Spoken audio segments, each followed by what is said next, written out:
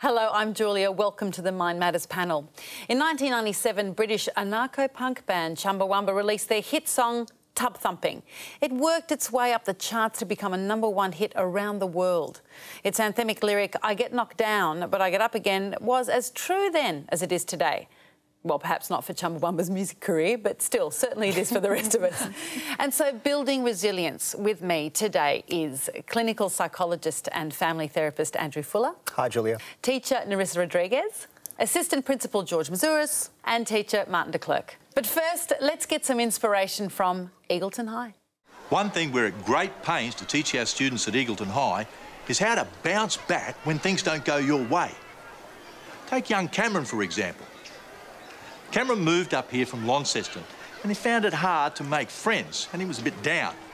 But he joined the footy team and he bounced right back, didn't you, Cameron? It's all good. Cameron broke his arm playing footy, which was very disappointing because it put him out of regional trials. But now he helps out with the sausage sizzle at each game and he still feels part of the team. Don't you, Cameron? It's all good. Today, Cameron had a little bit of a hiccup in chemistry class. But we'll bounce right back from that too, won't we, Cameron?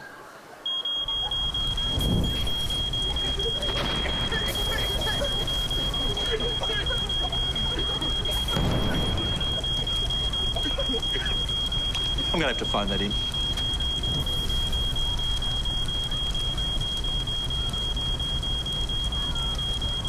Are you wearing pyjama pants?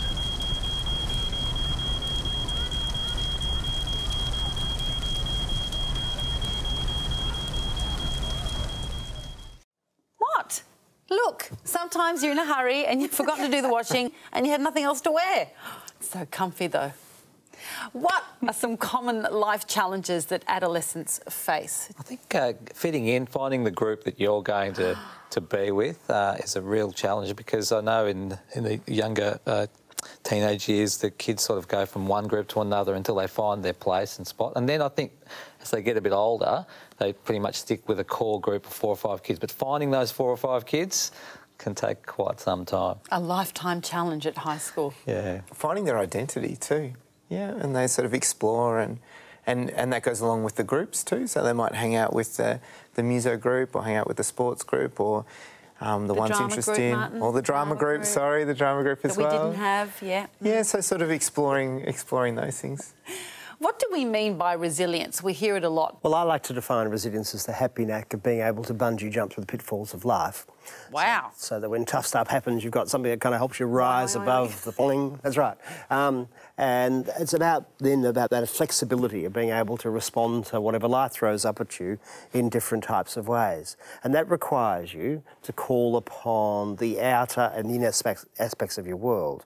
It requires you to kind of think about who you support people, who your family, your loved ones, all those kind of people. And it's also about thinking about internally, who are you?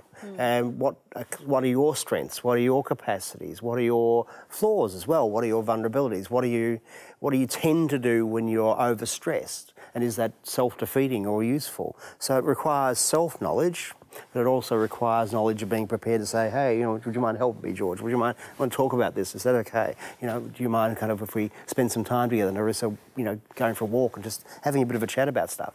So sometimes just being able to call upon the people in our world is a really important way of building our resilience. Resilience isn't just about bouncing back and being strong. Resilience, I think people think if you're not strong or if you're crying, resilience means different things to different people, doesn't it? It's allowing people to fail, so it's building, like Andrew said, sort of the ability to bounce back. I think schools can be guilty of being too protective. I've got a colleague coined the term white horsing, that there's too much white horsing going on, that people come in on their white horse and will rescue kids when they're and not allowing them to fail. Yeah. So it's okay. We've talked about giving students autonomy and allowing them to take charge of maybe an assembly or something like that. And it's okay to not come in and rescue it if it's all falling apart, but allow that to fail and then afterwards debrief and unpack of what went wrong. But you need to provide those opportunities because you're not sort of helping by protecting them all the time either. I can't stand the expression, it's all good. It's a real mask. of saying, oh, I'm being resilient by just saying it's all good. And I think a lot of kids would think that's a good way to do it. I'm showing you I'm all right, but I'm actually not. Sometimes I use the "it's all good" back, because the kids will say that to me, and I use it back to have that next line in, because it's almost like a hi kind. I use it like that. It's an acknowledgement, and then you can have a chat about what is it that you're just experiencing that is so good. And I didn't like it either, but I use it as sort of an icebreaker to come back into a conversation. What about the resilience of our community? Is that there? What if that's not strong? That takes quite a lot of planning. One of the things that I do around Australia is I work with a group called Resilient Youth Australia, where we survey communities in terms of the strengths as well as the vulnerabilities of people, and really look at devising projects on a whole community basis to really then tie those communities together. And it's about social cohesion.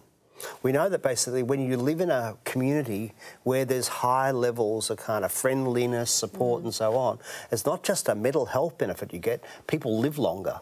You know, they live healthier. And so there are enormous gains to basically knowing your neighbours, knowing the people down the road, and, you know, just even that sort of slight sort of g'day to the shopkeeper or having a brief chat makes an incredible difference to your own well-being. We had a very serious incident at our school, and it shocked the school to the core.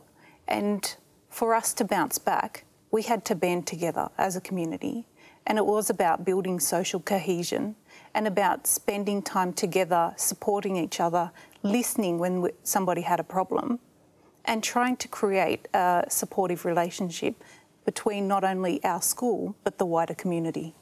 Your school, when it goes through some of those tough times, whether it be an issue that's causing fights in your yard or a child is sick and had to leave school, I think they look towards their teachers for that common togetherness that you're just talking about, and when you share that and experience that together, whether it be in a small forum, a large forum, and talk about it openly, I think they feel a sense of community, and that does build resilience. This is our school, we've got this problem together.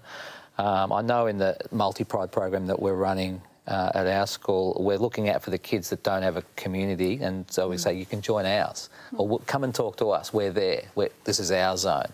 So everyone's got a place to go to and part of a broader community, and we talk about us rather than it. Andrew, how do you develop resilience?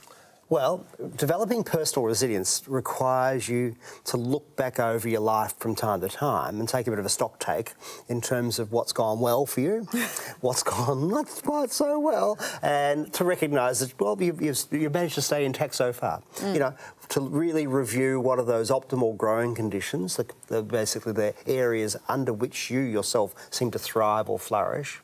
And also to look around really clearly at your world and say, well, who are the friends that I can rely on? Who are the people in my life who give me good feedback, who actually give me stuff that I can do? And it's really useful in anyone's life at any age to be able to identify a couple of people that, you know, if they say something like, oh, you know, for example, Martin, if you were looking a bit tired, you know, rather than going, no, I'm fine, that you brush them off, to actually go, actually, maybe that's right. Maybe I need to take that on board. And having a few people, and men particularly need this, I think, more than women. Women sometimes do that for one another and believe it, whereas men sometimes are more inclined to kind of brush it off. And that's adolescent boys as well as men. And having that person helps you then to really start to take stock again. And then it's about thinking, well, also that our winning game plan is not always our best strategy. So some of us, we scrape through life by the skin of our teeth and we get away with stuff, you know, and you can kind of think, oh, that worked, I told that lie, or I made that excuse, or, you know, my charm got me through. Got me through, or I talked that person, I overrode them and all that kind of stuff. And, OK, that might have worked on that particular time, but is it really the best thing you can do? Because often, well, all of us want to pretend that we never feel anxious, and all of us do. And so the way that we camouflage our anxiety is by sometimes behaving in what I call tricky ways. And those tricky ways always cost you. And they cost you in terms of your intimacy with people. Because friends sort of go, oh, I don't think I'll spend too much time with her, or oh, I won't hang around so much, because they smell a rat when there's a rat there to smell. And it's important sometimes to kind of recognise those sources of anxiety in our life and face up and go, OK, I'm actually going to have to work out a better way to handle that. Because if I just offload it onto George or basically... Or fake it. Or like fake it. That's which right. is not authentic. No, yeah. that's right. People pick that up. They do. In fact, we're probably more tuned as people just to picking up authenticity in people than authenticity. So when we kind of suss out that kind of... We do tend to stay away from those people. It kind of gets back to what George was talking about before. And with that superficial, how's it going? If you ask a student, how's it going, they're going to say good. Like, it's that automatic first reaction. So it's, as a teacher, it's seeing past that and then trying to get to... The follow-up question. Yeah, and so, oh, well, I did notice, and challenge them on sort of what you're observing. We did the MindMatters survey, and resilience came up as one of the things that was a real deficit. It was really easy to see, especially in the senior years. I think the stress and pressure from VCE is, I've noticed that change. And so we've actually, instead of reinventing the wheel, we went from evidence-based, and we've actually gone with a program that's available out there. We've lucky enough to gone from a 4-period a day to a 5-period a day timetable, which has freed up a couple of periods a week for us to have an extra subject that's gauged just towards wellbeing and resilience. It's interesting, some schools do exactly what Martin School have done. They kind of roll out a program over a period of time, and other schools hate that. It's interesting to watch. Why would they hate that? Well, it becomes the 20 minutes before lunch on Tuesday, and what are we going to do with it? And we've got no idea, and it has to be done right, definitely. Yeah. It only takes one sort of person to put a spanner in the works. If a home group teacher, ours is done in an hour block, and so it can be a superficial, mark the roll at home group, and by the way, we have to do this 5 minutes of meditation, or you have to do this survey. And again, students can see through that. So if they're doing their goal thing, and they hand the piece of paper in and it's never referred back to or anything, it's just superficial. What do you do in your school, Narissa, to build resilience? We have a program called PBIS, which is Positive Behaviour Intervention Strategy. It was devised with the help of the senior executive, or the bosses, and the students. So the students had a real voice into what they saw as positive behaviour and what teachers could do to recognise that. And then in turn, they also looked at negative behaviour and said, this is what negative behaviour looks like, and this is what the teachers should be doing about it. So it gave them a real opportunity to voice their own opinions and what they viewed as positive. There are 4 major ways of tackling resilience in schools. I suppose the first one is sort of the idea of positive thinking. And that's the idea really of being able to change your thinking and identify thinking traps like I'm no good, I'm never going to be good at this kind of stuff, and then modifying those and really starting to build a positivity around that.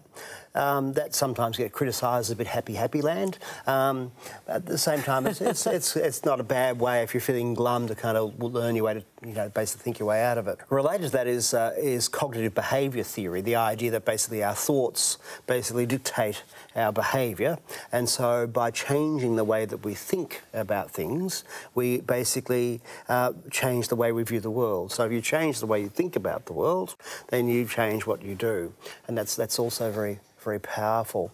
The third one really is sort of the idea of presence, or as it's more commonly called, mindfulness, the idea of somehow that we need to pause and attend to really where we are and who we are. And so really coming out of the Eastern philosophies, the idea rather than analysing thinking, which is a more Western idea, it's that idea of acceptance and presence. And it's something that certainly is a skill worth learning. The fourth one rather, is resilience ambassadors, which ties to positive education. But in resilience ambassadors, what happens is that kids then devise projects, plans and strategies that they can implement in their school, in their community, in the world, that make a difference to other people. And so what happens is, rather than a lesson occurring on, say, anger and what you do about it, through teamwork and through resolving issues, as they do a project that they believe in, they actually deal with those issues as they come up. So it requires a sort of mentor or a teacher to really have a kind of idea and can work with the students to basically come up with a project that they believe is meaningful. What about social and emotional learning, Andrew? Well, social and emotional learning really is is all of those in a way. Yeah. So basically you can do social and emotional learning in all sorts of ways. You can do it through mindfulness and presence. You can do it through analysing your thinking. You can use basically the idea of that sort of positive self-talk, or you can do it through actions. Resilience is something that comes up a lot in Mind Matters. Why is it so important to be resilient?